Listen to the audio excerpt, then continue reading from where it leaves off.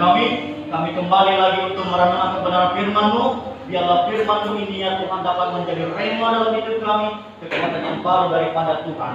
Terpujilah nama-Mu ya Tuhan. Hamba-Mu akan mulai berbuat ini berkat yang mengurapi ya Tuhan. Di dalam nama Yesus kami sambut kebenaran firman-Mu dengan penuh sukacita. Sama-sama kita katakan amin. Haleluya. Salut Bapak Ibu. Sekali lagi salut. Semua kita bersukacita, amin. Yang bersukacita Bapak Ibu coba lambaikan tangannya lebih tinggi lagi. Haleluya, haleluya. Ya, puji Tuhan Bapak Ibu yang terkasih, pada hari ini, pada pagi ini mari kita merenungkan bersama-sama renungan tentang firman Tuhan dengan judul Tuhan memulihkan.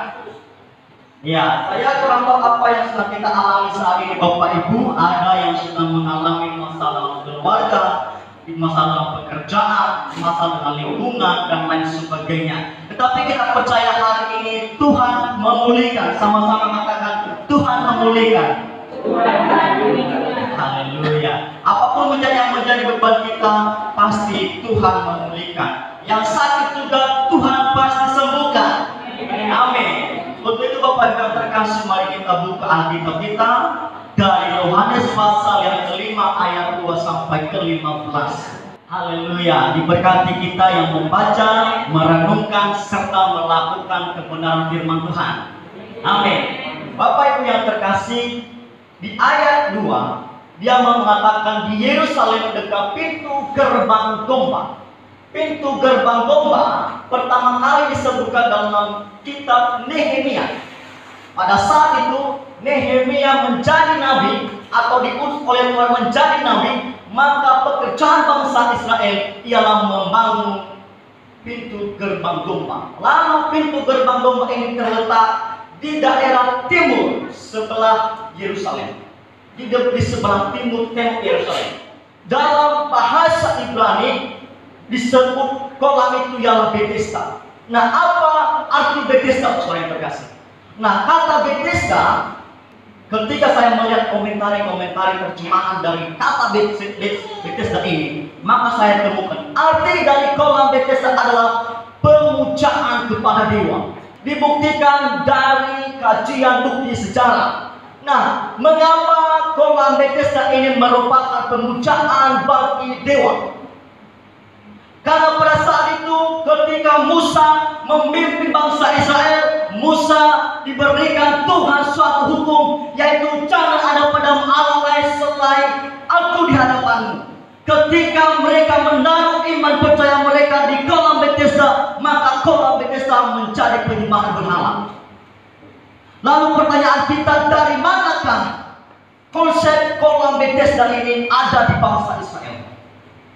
Kita harus tahu bahwa pada zaman itu, sebelum Tuhan Yesus lahir, antara PL dan PB ada 400 tahun jaraknya. Sepertinya Allah berdiam. Tidak ada nabi, tidak ada utusan dari Tuhan kepada bangsa Israel selama 400 tahun antara PL dan PB. Nah, di sini saudara terkasih, negara yang super power ialah Yunani. Nah, ketika mereka menjadi negara super power, mereka menjajah banyak negara lain, termasuk bangsa Israel ini. Jadi ketika mereka menjajah bangsa Israel, saudara terkasih, kepercayaan mereka, budaya mereka diterapkan di dalam bangsa jajahan mereka, yaitu bangsa Israel. Maka terjadi suatu nama yang sangat populer pada saat itu, pada saat bangsa Yunani berkuasa, yaitu Helenisasi.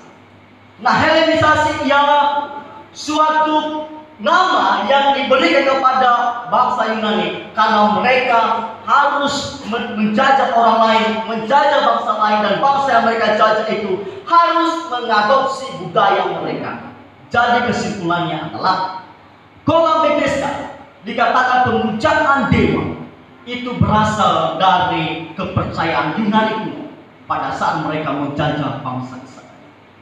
Nah, saudara-saudara yang terkasih, oleh sebab itu Robin mengatakan dalam bulletin For the Bible Researcher, berkata, Bethesda adalah rumah bagi mereka yang meninggalkan Adonai.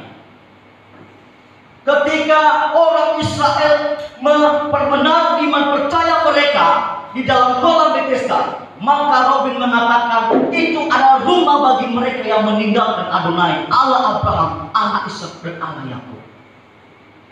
Jadi saudara yang terkasih, ketika mereka percaya kepada Abraham, kepada kolam Bethesda, memberikan iman percaya kepada kolam Bethesda, bahwa dalam kolam Bethesda ada kesembuhan, maka sesungguhnya mereka sedang berlaku serong kepada Allah.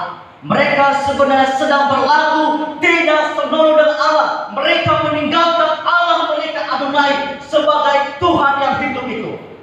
Mereka memberikan iman percaya mereka dalam kolam Bethesda. Maka di sini mereka berjina secara rohani.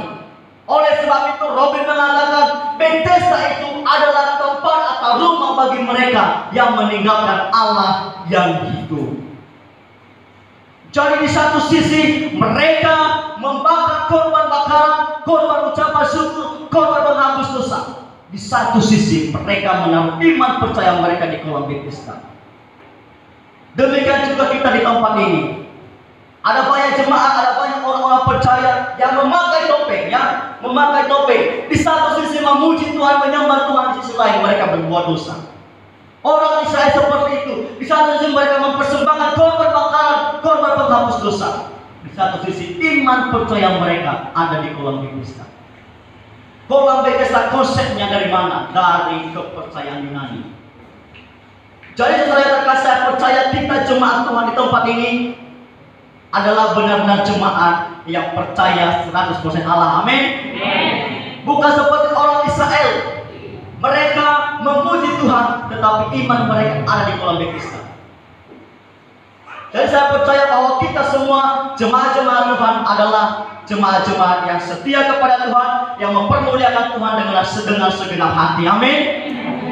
Lalu dikatakan pada Yohanes pasal 5 ayat 3 itu, dan di serambi-serambi itu berbaris sejumlah besar orang sakit, orang-orang buta, orang-orang timpang, dan orang-orang lumpuh yang menantikan goncangan air kolam itu. Pertanyaan saya buat kita semua, dari 3 kelompok yang sakit, buta, timpang, lumpuh, manakah yang lebih dahulu masuk ke kolam itu jika ada goncangan airnya? Manakah yang kelompok mana yang lebih dahulu masuk dalam kolam itu jika goncangan kolam itu ada? Timpang. Ya, baik. Bapak Siregar bilang kelompok yang timpang. Bapak yang lain kelompok yang mana? Buta, timpang, atau lumpuh? Oke, kebanyakan kita mengatakan timpang, tapi saya memilih buta. Kenapa? Karena pada saat itu kolamnya besar, lalu biasanya orang-orang Israel cuma 1 meter dari pinggir kota. Lalu kalau orang buta, walaupun dia tidak melihat, tetapi dia bisa langsung lompat sampai. Sementara orang timpang kan mempunyai seperti orang mati sebelah. Dia harus menggeser terus pelan-pelan baru masuk ke dalam. Lalu bagaimana orang lumpuh? Orang lumpuh sama sekali tidak bisa, saudara. Kenapa? Karena lumpuh. Dia tahu ada harapan di depan, ada kolam Bethesda yang menyembuhkan. Tetapi karena dia tidak bisa bergerak pun tidak bisa, saudara-saudara yang terkasih, maka dia tidak bisa masuk ke dalamnya. Jadi Bapak Ibu setuju kalau orang buta yang keluar masuk? Setuju? Bapak Ibu setuju atau tidak setuju? Itu tergantung kita semua. Baik, Bapak Ibu yang terkasih, saya setuju kalau orang buta, karena hanya 1 meter di pinggir kolam yang di kolam itu mereka harus masuk ke dalam. Jadi kalau waktu saya tarik referensi tentang hal ini, saya melihat bahwa hanya 1 meter, saudara yang terkasih, hanya 1 meter. Dan orang timpang itu lama bergerak, sementara orang buta, walaupun dia buta langsung tabrak langsung masuk ke dalam. Nah, itu semuanya logika yang saudara yang terkasih. Baik, selanjutnya kita melihat ayat yang keempat. Perhatikan ini baik-baik Bapak Ibu.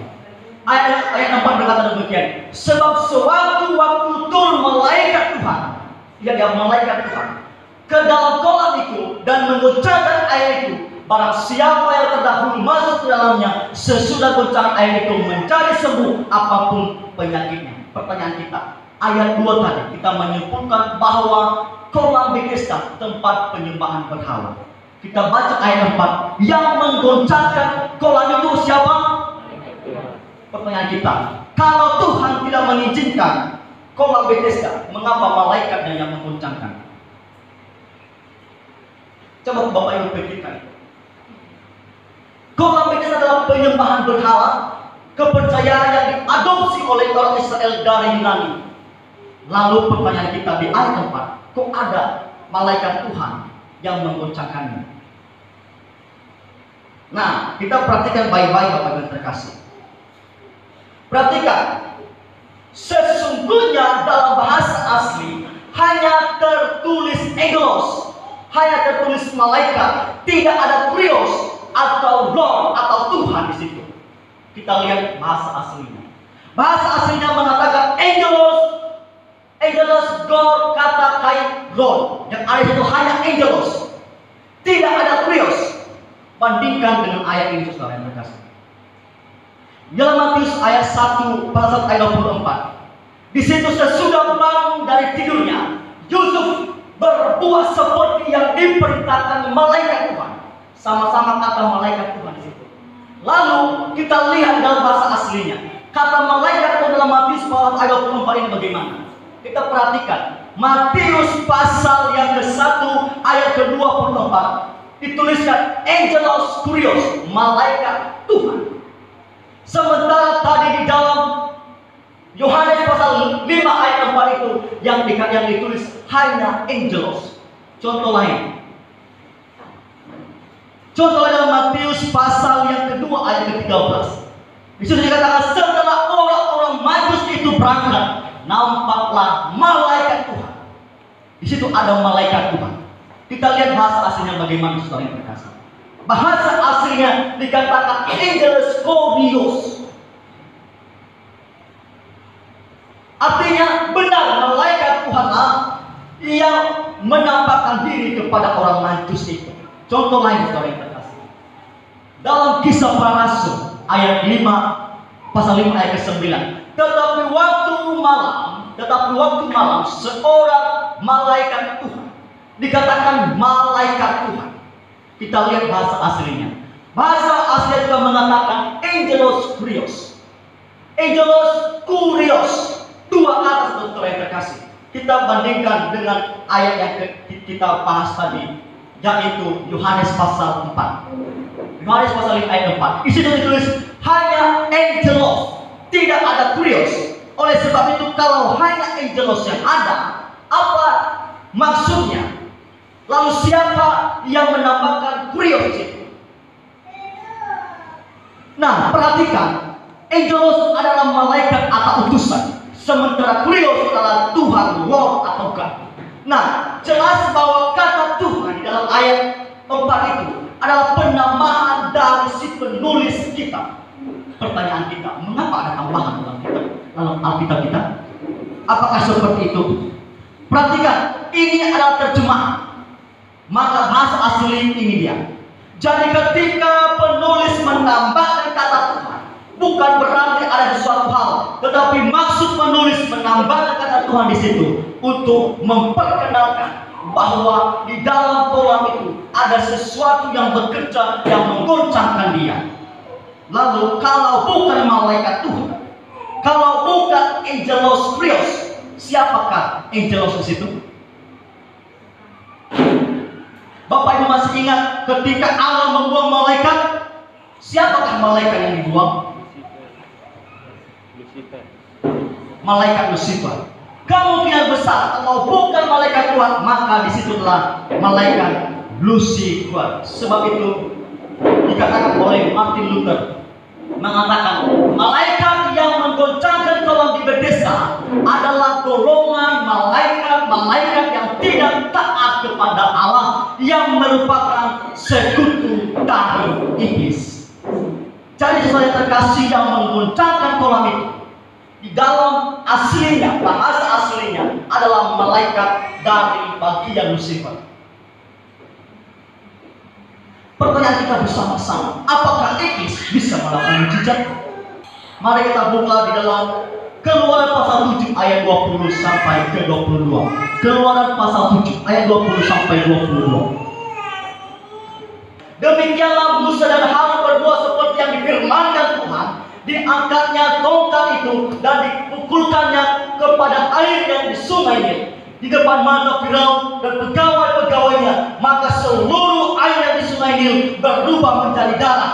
Matilah ikan di sungai Nil, sehingga sungai Nil itu berbau busuk dan orang Mesir tidak dapat meminum air dari kolam Nil itu. Dan di seluruh tanah Mesir ada darah. Bandingkan ayat 21. Tetapi para ahli Mesir membuat yang demikian. Para ahli Mesir membuat yang demikian. Berarti iblis bisa melakukan mujizat? Bisa. Bisa melakukan mujizat. Pertanyaan selanjutnya, apakah iblis juga mengetahui kebenaran firman Tuhan? Iblis mengetahui kebenaran firman Tuhan. Ketika Yesus dicobai di padang gurun, pada pencobaan kedua, firman Tuhan berkata pada Matius 4 ayat 6, jika engkau anak Allah, jatuhkanlah dirimu ke bawah, sebab ada tertulis mengenai engkau. Berarti iblis mengetahui firman Tuhan. Dia mengatakan sebab ada tertulis mengenai engkau. Kalau iblis tidak mengetahui kebenaran, nggak mungkin dia mengucapkan ini.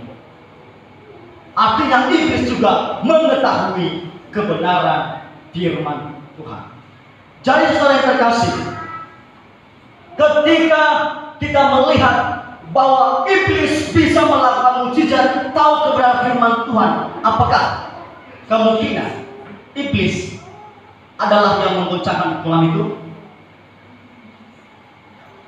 Ya, jelas, karena kepercayaan kolam itu bukan dari Adonai, melainkan dari Yunani kuno yang diadopsi oleh bangsa Israel karena mereka telah dihelenisasi oleh Yunani. Bapak Ibu paham sampai di sini? Haleluya, puji Tuhan. Kita melihat ayat yang ke-5 sampai 6. Firman Tuhan berkata, di situ ada orang yang sudah 38 tahun lamanya sakit. Ketika Yesus melihat orang-orang itu berbaring di situ, dan karena ia tahu bahwa ia telah lama dalam keadaan itu, berkatalah ia kepadanya, maukah engkau sembuh? Saudara yang terkasih, perhatikan, orang yang sudah lumpuh, sudah sakit selama 38 tahun, pertama-tama ketika ia mau dipulihkan oleh Tuhan, yang ia lakukan ialah berada di tempat yang terlihat, bukan di tempat yang tersembunyi. Kalau kita juga mau dipulihkan oleh Tuhan, kita harus, hati kita harus ada di tempat yang terlihat di dalam Tuhan. Bagaimana supaya hati tidak terlihat? Pada komsel minggu lalu kemarin, Bang Ari menjelaskan, milikilah saul yang kokoh itu. Saulnya ia lakukan saul sekali setahun berdoa, bukan saul sekali dua kali setahun berdoa, tetapi saul yang setiap hari menyembah memuji Tuhan. Maka di situ kita akan terlihat di hadapan Tuhan. Apa yang menghalangi kita terlihat dengan Tuhan? Firman Tuhan berkata, ialah dosamu yang membuat engkau jauh dari itu. Haleluya, amin saudara. Ayat ke-7, jawab orang sakit itu kepadanya, Tuhan, tidak ada orang yang mengangkat menurunkan aku ke dalam kolam itu apabila airnya mulai goncang, dan sebenarnya aku menuju ke dalam kolam itu, orang lain sudah mendahului aku. Di situ saudara yang terkasih, dia mengatakan, Tuhan, tidak ada orang yang menurunkan aku ketika goncang kolam itu ada, sementara aku menuju ke dalamnya, orang lain sudah mendahului aku. Dia ini lumpuh. Jadi karena ia lumpuh, ia lambat untuk bergerak sehingga orang lain mendahulunya. Ini adalah ungkapan keputusasaannya, kekecewaannya kepada dirinya sendiri. Bapak Ibu, adakah yang kecewa kepada dirinya sendiri? Orang yang sakit 38 tahun ini, dia berkata kepada Tuhan, tidak ada yang mengangkat aku, tidak bencana kolam itu ada. Inilah ungkapan perasaannya, ungkapan kecewaannya karena sudah 38 tahun yang menunggu kesembuhan tak kunjung datang. Jadi dia sampaikan kepada Tuhan, Tuhan tidak ada lagi yang menjadi harapan bagi saya. Tuhan tidak ada lagi orang yang memperhatikan saya. Tuhan tidak ada lagi orang yang mengasihi saya. Sehingga mereka membiarkan saya terus di sini, berbaring di sini. Mereka mendahului diri mereka, sementara aku sudah menunggu 38 tahun. Saya sakit, tapi tak kunjung juga saya mengalami kesembuhan. Ungkapan ini adalah ungkapan dari hati yang paling dalam dari seorang yang sakit kepada Tuhan. Ketika Tuhan berkata, maukah engkau sembuh? Lalu mengapa dia menjawab Tuhan seperti itu, saudara yang terkasih? Pertama, ia sedang terbuka kepada Tuhan. Sebab keterbukaan awal dari pemulihan. Amin. Ia sedang terbuka kepada Tuhan, menyampaikan isi hatinya kepada Tuhan. Maka di situ ada mulai yang namanya pemulihan terjadi. Sebab jelas bahwa itu adalah ungkapan putus asa dan kekecewaan. Jadi dia ungkapkan terbuka kepada Tuhan bahwa dia kecewa, bahwa dia putus asa, bahwa dia sudah kehilangan harapan. Jadi terbuka kepada Tuhan. Lalu kedua, karena ia berfokus pada goncangan Tuhan itu, Allah bertanya kepadanya, apa kau sembuh? Bukan enggak, tetapi dia bilang, Tuhan tidak ada yang menolong aku. Kenapa? Karena fokusnya bukan kepada siapa yang ngomong, tetapi di dalam kolam itu. Kenapa dia fokus dalam kolam itu, saudara yang terkasih? Ayat 3 sebelumnya berkata demikian. Dan diserambi itu berbaris sejumlah besar orang sakit, orang-orang buta, orang-orang timpang, dan orang-orang lumpuh. Perhatikan ini. Yang menantikan. Kalau menantikan, berarti pusat pikirannya di dalam kolam tersebut. Jadi kenapa dia menjawab Tuhan seperti itu? Karena fokusnya bukan kepada Tuhan, melainkan di dalam kolam itu. Jadi saudara yang terkasih yang ketiga, mengapa dia menjawab Tuhan seperti itu? Karena ia tidak mengenal Yesus. Orang itu tidak mengenal Yesus. Mengapa saya bilang orang tidak mengenal Yesus? Dalam ayat ke-13 selanjutnya itu dikatakan, tetapi orang yang baru sembuh itu tidak tahu siapa orang itu. Dia tidak tahu siapa Yesus. Sehingga dia menjawab, Tuhan, tidak ada orang yang membawa aku ke dalam kolam itu ketika goncangannya sudah mulai ada. Jadi ayat ke-8, kata Yesus kepada orangnya itu, bangunlah, angkatlah tindamu dan berjalanlah. Tuhan berkata, mau kau sembuh? Dia berkata begini. Lalu Tuhan berkata kepadanya, angkatlah tindamu, berjalanlah. Angkatlah tindamu, berjalanlah. Bangunlah, angkatlah tindamu dan berjalanlah. Inilah perintah daripada Tuhan. Dan kalau kita bayangkan secara logika kita, ini perintahnya konyol ya, nggak masuk logika. Kenapa? Karena tahu dia orang lagi lumpuh, tapi kau disuruh bangun, kau disuruh angkat tilang, kau disuruh berjalan. Aneh kan? Tetapi di dalam keanehan ini terjadi mujizat daripada Tuhan. Amin. Ketika orang itu disuruh bangun, angkatlah tindamu, berjalan, inilah perintah yang aneh. Tetapi di perintah yang aneh ini Tuhan sedang bekerja untuk melakukan mujizat dalam hidup orang sakit ini. Karena dia telah kehilangan harapan, telah kehilangan sesuatu yang dia harapkan. Maka Tuhan berkata kepadanya, angkatlah tindamu, berjalanlah. Pertama, perintah yang mengatakan bangunlah. Nah, mengapa Yesus memerintahkan bangunlah? Karena supaya tampak bahwa kesembuhan itu sempurna dan benar-benar ajaib.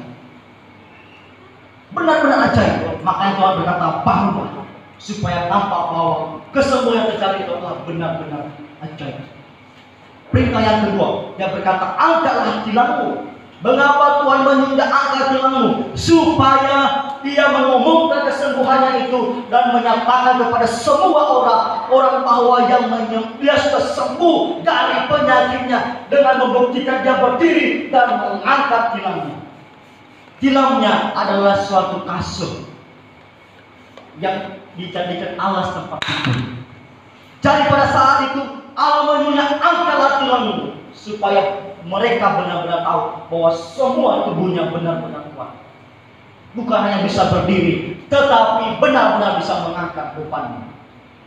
Perintah yang ketiga, berjalanlah. Mengapa Yesus menyuruhnya berjalan? Supaya orang yang berjalan ini memberikan kesaksian bagi orang-orang yang melihat dia, termasuk para ahli-ahli hukum Taurat, orang-orang Farisi, karena mereka telah percaya teguh bahwa itu adalah hari Sabat, tidak boleh orang bekerja. Maka Tuhan sudah menegaskan bahwa dialah Tuhan dari atas hari Sabat. Maka Tuhan mengatakan kepada berjalanlah. Inilah tujuan Allah, ialah memberitahu kepada orang-orang bahwa dia adalah Tuhan atas hari Sabat. Ayat ke-9. Dan pada saat itu juga sembuhlah orang itu, lalu ia mengangkat tilamnya dan berjalan, tetapi hari itu hari Sabat. Mengapa ia mengangkat tilamnya? Karena ia beriman akan perintah Tuhan. Mengapa ia dapat dipulihkan? Karena ia beriman atas perintah Tuhan. Beriman bahwa ia akan mengalami dalam hidupnya, sehingga dia berani mengangkat tilamnya, walaupun di luar pemikirannya, tetapi dia berani mengangkat tilamnya. Jadi untuk mengalami pemulihan Tuhan, taatilah firman-Nya dan imanilah bahwa firman itu benar-benar nyata dalam hidup kita semua. Amin. Yang terakhir, ayat yang ke-15. Orang itu keluar lalu menceritakan kepada orang-orang Yahudi bahwa Yesuslah yang telah menyembuhkan dia. Setelah ia disembuhkan, diselamatkan oleh Tuhan, langkah yang terakhir dia lakukan ialah menceritakan kepada orang-orang Yahudi. Saudara-saudara yang terkasih, kalau kita merenungkan kisah ini ketika Yesus menyembuhkan orang di kolam Bethesda, orang ini sudah putus harapan, sudah tidak ada lagi jamin dalam hidupnya, tidak ada pertolongan lagi. Tetapi ketika dia terbuka kepada Tuhan, ketika dia mengatakan kepada Tuhan, Tuhan, tidak ada orang lagi yang mengangkat aku, maka Tuhan berkata kepadanya, angkatlah tilammu, berjalan. Saudara-saudara yang terkasih, seberapa besar pergumulan kita hari-hari ini, seberapa besar sesuatu yang kita gumuli hari-hari ini, ketika kita terbuka kepada Tuhan, pasti ada jawaban daripada Tuhan. Amin. Pasti ada sesuatu yang luar biasa daripada Tuhan. Lalu bagaimana supaya kita mengalami pemulihan Tuhan sebagai orang-orang percaya? Yang pertama, terimalah tawaran dari Yesus. Katakan sama-sama, terimalah tawaran dari Yesus. Tawaran kepada orang itu tadi ialah, maukah engkau sembuh? Lalu ia mengikuti perintah untuk mengangkat tilamnya, berjalan. Jadi untuk mengalami kesembuhan pemulihan daripada Tuhan, terimalah tawaran daripada Tuhan. Yang berikutnya, bagaimana supaya kita mengalami pemulihan daripada Tuhan? Terbuka. Apa yang menjadi beban pikiran kita, masalah kita dalam pekerjaan, dalam rumah tangga, terbukalah kepada Tuhan. Sebab itu dikatakan dalam Matius dalam Yohanes pasal 7 ayat yang ke-7 itu dikatakan, jawab orang sakit itu kepadanya, Tuhan, tidak ada orang yang menurunkan aku dalam kolam itu apabila airnya mulai goncang, dan sementara aku menuju kolam itu, orang lain sudah mendahului aku. Pemulihan terjadi ketika ia terbuka kepada Tuhan. Amin. Ketika ia terbuka kepada Tuhan. Jadi contoh dari keterbukaan seperti kalau kita jujur. Jujur itu menyakitkan tetapi memulihkan. Jujur itu menyakitkan tetapi memulihkan. Apalagi kalau kita jujur karena kita yang salah, lebih menyakitkan. Tetapi ingat, itu memulihkan. Amin, saudara. Kita yang sudah punya, yang sudah berkeluarga, jujur kepada suami, kepada istri itu sangat menyakitkan. Tetapi ingat, kalau kita jujur, maka itu memulihkan rumah tangga kita. Amin. Yang ketiga, bagaimana supaya kita mengalami pemulihan daripada Tuhan? Imanilah bahwa Tuhan sanggup memulihkan. Kita beriman bahwa Tuhan sanggup memulihkan. Kalau kita berdoa, Bapak Ibu yang terkasih, ada 3 jawabannya. Iya, tunggu, tidak. Mengapa ada 3 jawaban seperti itu? Kalau dibilanglah ya, berarti itu rencana Tuhan dalam hidup kita. Kalau dibilang tunggu, berarti Tuhan sedang mempersiapkan hal yang terbaik untuk kita. Kalau Tuhan bilang tidak, berarti Tuhan melihat bahwa itu bukan yang terbaik untuk kita. Makanya Tuhan bilang tidak. Tetapi kalau kita berdoa, ingat, yang diubahkan itu bukan Tuhan, tapi kita yang diubahkan. Kita menyembah Tuhan bukan Tuhan dibakar, tapi kita yang dibakar. Jadi bagaimana supaya kita mengalami pemulihan daripada Tuhan? Imanilah bahwa Tuhan sanggup memulihkan. Amin. Tuhan sanggup melakukan mujizat, Tuhan sanggup melakukan pertolongan, Tuhan sanggup menolong saya dan saudara. Amin. Itu yang kita lakukan. Bahwa Tuhan akan memulihkan kita, pasti akan memulihkan kita. Terakhir saudara terkasih, jangan lupa ketika kita sudah mengalami kebaikan Tuhan, ceritakanlah kebaikan Tuhan yang pernah kita alami dalam hidup kita. Artinya bersaksi. Sampaikanlah kepada orang-orang di sekitarmu, keluarga kita, saudara-saudara kita, sahabat kita, bahwa Tuhan yang telah memulihkan kita, bahwa Tuhan yang telah menolong kita. Hati yang telah dipulihkan adalah hati yang rindu menjadi terang dan damai bagi sesamanya. Amin, saudara yang terkasih. Jadi pada hari ini, kalau kita mau dipulihkan, pertama-tama usahakan dirimu dilihat oleh Tuhan. Kedua, terbukalah kepada Tuhan. Ketiga, beriman, imani bahwa firman-Nya sanggup memulihkan setiap kita. Amin. Apapun yang menjadi masalah pergumulan kita, kita beriman bahwa Tuhan sanggup memulihkan saya. Tuhan sanggup memulihkan saya. Tuhan sanggup memulihkan saya. Karena bagi Tuhan tak ada yang mustahil. Bagi Tuhan tak ada yang tak mungkin. Tuhan memberikan yang terbaik bagi kita semua. Sebab itu dikatakan di dalam firman-Nya, rencana adalah rencana damai sejahtera kepadamu, bukan rencana kecelakaan. Percayalah bahwa di balik hujan ada pelangi yang indah sedang menunggu. Di balik persoalan kita, pergumulan kita, ada harapan yang Tuhan berikan. Amin. Amin, saudara yang terkasih. Saya undang singer dan pemimpin pujian pemain musik untuk maju ke depan. Kita akan berdoa bersama-sama, mengucap syukur atas kebenaran firman Tuhan yang telah kita dengarkan pada pagi hari ini. Dalam firman ini semakin hari terus berakar, bertumbuh dalam hidup kita, sehingga kita menjadi orang-orang yang sungguh-sungguh di dalam Tuhan, menjadi kekuatan dan rema bagi hidup kita sepanjang waktu masa hidup kita. Terima kasih Tuhan, terima kasih. Kita akan menaikkan lagu penyembahan Kau Bapa yang mengasihiku. Kita percaya bahwa kasih Tuhan dalam hidup kita itu adalah kasih yang luar biasa. Dia mengasihi kita dan kuasa yang sungguh luar biasa. Haleluya. Katakan Kau Bapa yang mengasihiku. Kuasa yang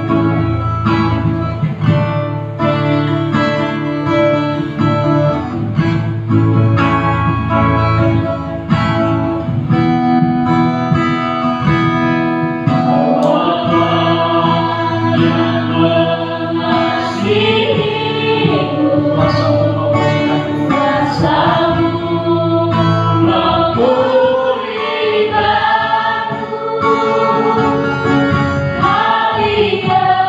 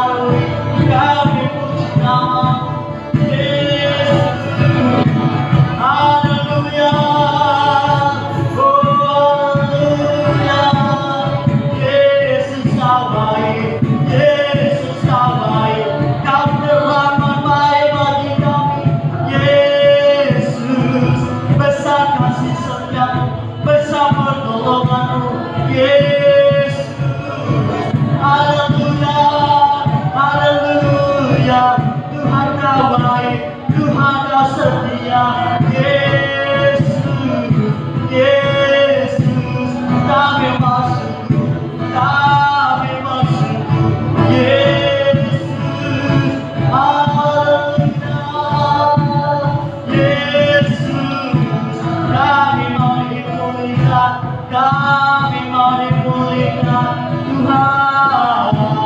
Yesus Kau Raja kami, Yesus Kau Allah kami, Yesus Kau Allah kami, Yesus. Haleluya Yesus, haleluya Yesus, haleluya Yesus. Kami bersyukur, kami bersyukur, kami bersyukur. Haleluya, haleluya. Terima kasih, kami sangat bersyukur. Yesus, terima kasih Tuhan. Hari ini Tuhan kami mau dipulihkan oleh Tuhan. Kami mau terbuka kepada Tuhan. Kami sudah merasakan letih lesu Tuhan. Kami sudah mengalami berbagai macam persoalan. Kami sudah melakukan setiap hal yang kurang berkenan kepadamu. Ampuni kami Tuhan, ampuni kami Yesus, sehingga kami dapat boleh layak untuk memuliakan, untuk memanggil Engkau ya Aba ya Bapa. Tuhan layakkan kami. Kami percaya setiap masalah yang kami hadapi, setiap kekecewaan yang kami alami, mungkin kami kecewa dengan keluarga kami, kecewa dengan visi kami, kecewa dengan masa depan kami, kecewa kepada anak-anak kami, kecewa kepada pasangan kami. Kami mohon pengampunan daripada Tuhan. Tuhan pulihkan kami, Tuhan pulihkan setiap kami, sehingga kami dapat boleh memperoleh kekuatan baru daripada Tuhan pada hari ini. Tuhan, kami serahkan tangan-Mu. Biarlah Engkau Allah yang memulihkan kami, Engkau Allah yang memberikan kekuatan kami. Haleluya Yesus, haleluya. Mengalirlah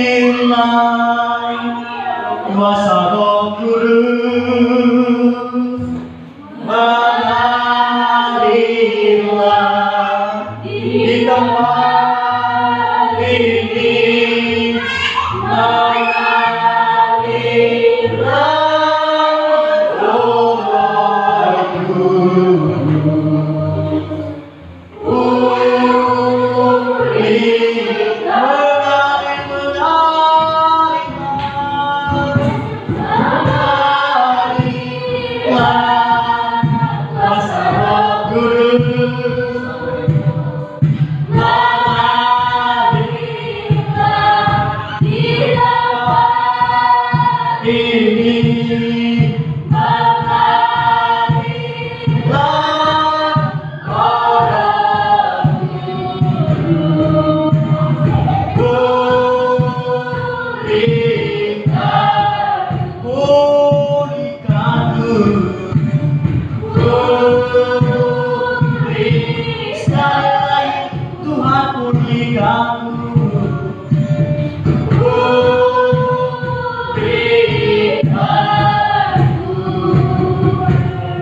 Haleluya Tuhan, kami mengucap syukur berkenan firman yang telah kami dengarkan.